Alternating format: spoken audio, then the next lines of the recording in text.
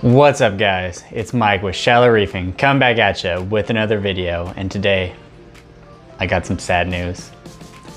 The 80 gallon is gonna be gone because I'm getting the new 200 gallon. I just pulled the trigger on it and it's gonna be on its way. Pre-ordered, coming in late August is gonna ship out, and then coming hopefully September. So my friend Joey, he said, well, he pretty much called dibs as soon as he saw the video saying, I need this tank.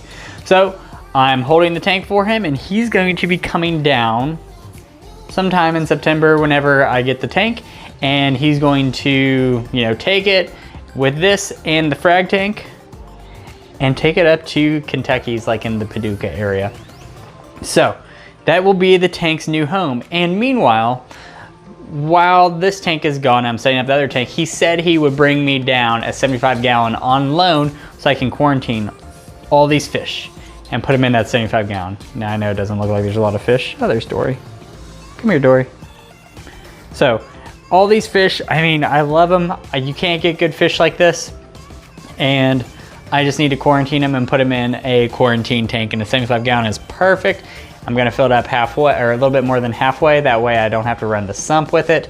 And just kind of have some filters in there and then run copper. I mean, I know the fish are healthy, but you can never be too sure. I always wanna start an ick-free system. And then, while they're waiting in that same 5 gallon, I'm gonna be setting up the 200 gallon. But you're saying, Mike, what about all the corals? Yes, I know, most of the corals are gonna be gone.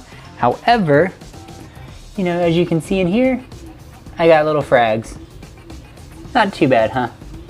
And like one clownfish, that's kind of a jerk. So I'll have some frags in this tank, and then I'll have frags in the upstairs tank. So I've taken a frag of every single acro, every single acro has been fragged, and I've even fragged some of the LPS corals. Now, with those frags, I'm gonna throw them in the upstairs tank. So far this tank's been running for about a week, and I put some tester corals in there, mostly digis, bird's nest, scripts, and then I even have some of my nicer mummy eye chalice, sunset, monopora, and Superman Mani on top of Acan echinata and a micromusa. So far, everything's looking good. I got a brick in here, and then there's really nothing running in this filter. It's just mostly for surface agitation. And then I got a way oversized PP8 in here, set at the lowest setting. So that is where I'm gonna put most of the frags, and I think it's gonna work just fine. Now I gotta hold them up here for 2 months.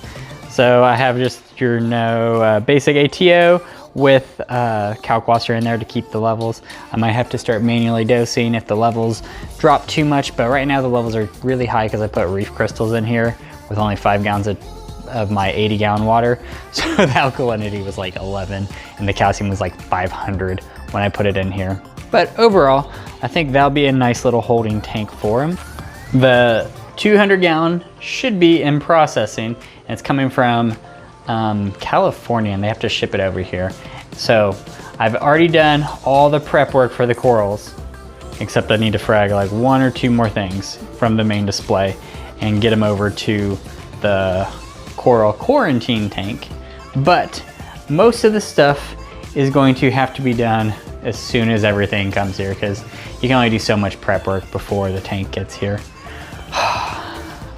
I'm super excited for this new journey to go on.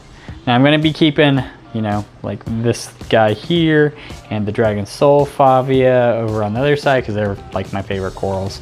But most everything is gonna be starting over from a 1-inch frag or less. I know, crazy, but I have tons of time. Man, Dory's looking real good right now. And mostly this is gonna be an upgrade for my fish because I know they're not out as much as they should be, because I mean, an 80 gallon tank, Hippo Tang's got no business in an 80 gallon tank once she gets bigger. But Mike, you say, is your wife okay with this? And to that I say, yes. I've been saving up for 4 years almost. Well, any little thing that I've sold on the tank or anything like that has gone into a fish fund, and I've just been saving, and now it's time to finally pull the trigger on it. So she's not too happy with the price on it, but if it looks nice, she'll be happy with it. Of course, when I get the tank, there's gonna be a big pain in the butt that's gonna have to happen when I first get the tank, because it's huge and they're gonna drop ship it right to the house. So I'm gonna have to get some of my friends to come and get the tank and put it in the garage. So I'm gonna be down a parking spot in the garage, but it's gonna be my parking spot, so it'll be okay. I plan to take it kind of slow though when I'm making the tank or building the system, because I wanna do it in a nice kind of like episode 1, we're gonna do the delivery. Episode 2, we're gonna go and do the stand and putting it together. So I wanna make this a huge build thread. I was thinking about putting on Reef to Reef, but if I'm doing YouTube, I might as well just do it on YouTube. I'm on Reef to Reef, but I mean, it's just such a pain for me to post. I'd rather just kind of film it and just shoot from the hip and go. But I have almost all the equipment. I just need to get a couple more things and I should be good.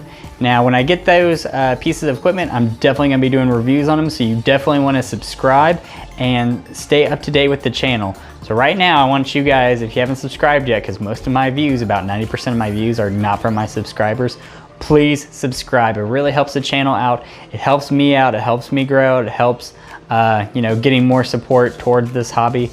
And you know, the wife likes it if other people kind of support my channel as well. So if you haven't done so, like, comment, subscribe.